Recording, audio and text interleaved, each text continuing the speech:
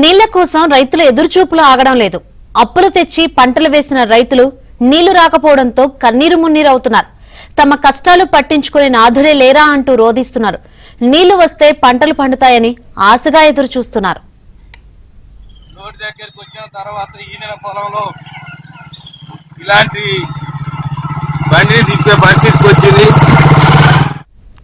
సూర్యాపేట జిల్లా మునగాలలోని నేలమర్రిలో సుందరయ్య అనే రైతు వినూత్న రీతిలో నిరసన తెలిపారు. ఎస్ఆర్ఎస్పీ నీళ్లు రాక ఎండిపోయిన పంట పొలాన్ని చూపిస్తూ తన బైక్ తో పొలంలో చక్కర్లు కొట్టారు.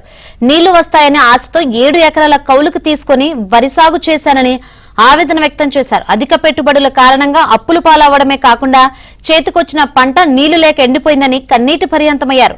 ఇప్పటికైనా ప్రభుత్వం సాగుకు నీళ్లివ్వాలని విజ్ఞప్తి చేశారు. కూడా శ్రీరామ్ సాగర్ నీళ్లు బోర్లు అంతో ఇంతో ఉక్కేది, ఎన్నో నీళ్లు పోసినా కూడా ఈ పొలాలు బయటపడే అవకాశం ఉండే.